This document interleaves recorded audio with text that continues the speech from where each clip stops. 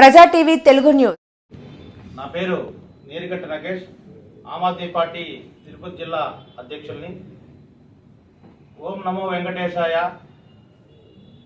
శ్రీవారి భక్తులకి రక్షణ లేదు. శ్రీవారి భక్తుల యొక్క ప్రాణాలతో ఈరోజు తిరుమల తిరుపతి దేవస్థానం అధికారులైతేనేమి, పాలక మండలి సభ్యులైతేనేమి, అలాగే ప్రస్తుతం ఉన్నటువంటి చైర్మన్ గారు, అలాగే ఈ త్రికూటమి అయినటువంటి రాష్ట్ర ప్రభుత్వం నిర్లక్ష్యంతోనే ఈ రోజున భక్తుల ప్రాణాలని తీసుకోవడం జరిగింది. ఈ యొక్క వైఫల్యం ఎక్కడ జరిగింది? ఇట్లాంటి ఘటనలు పునరావృతం కాకుండా చూసుకోవాల్సిన బాధ్యత ఈరోజు ఈ యొక్క అధికారుల మీద కానీ, ఈ యొక్క తిరుమల తిరుపతి పాలక మండలి మీద ఉండాలి.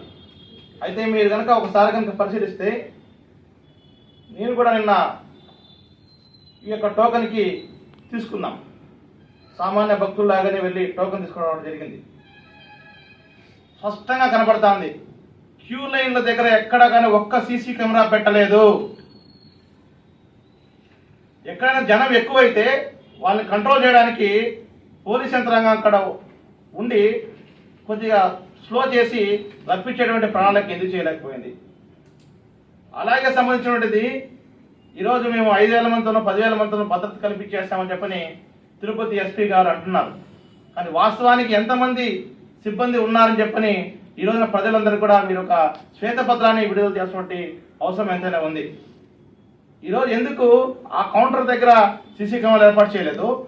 దొడ్డిదారులో కూడా ఈ రోజున భక్తులు ఏదైతే టికెట్ తీసుకుని వెనకాల నుంచి వస్తున్నారో, వెనక వైపు నుంచి కూడా మళ్ళీ భక్తులు వెళ్ళి టికెట్ తెస్తున్నారు.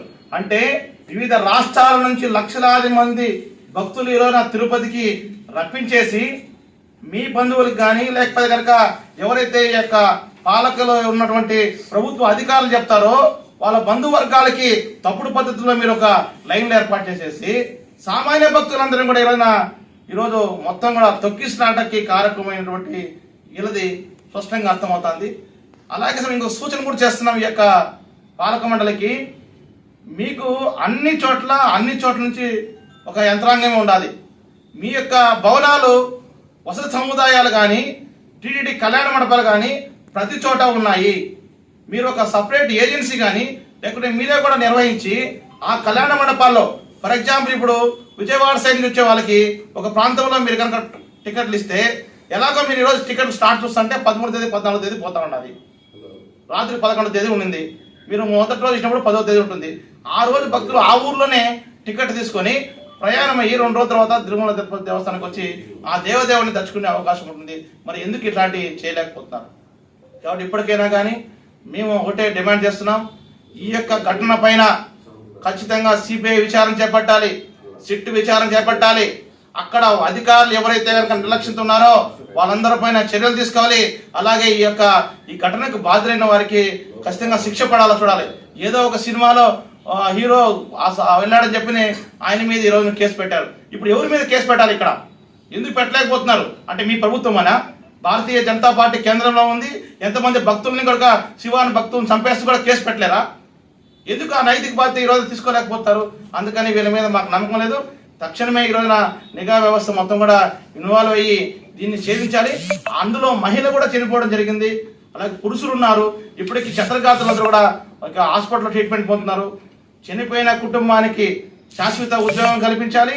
అలాగే ₹1 కోటి నష్టపరిహారం కల్పించాలి. తక్షణం ఎవరైతే ఛత్రఘాతున్నారో వాళ్ళకందరూ కూడా మెరుగైన వైద్యం అందించాలి.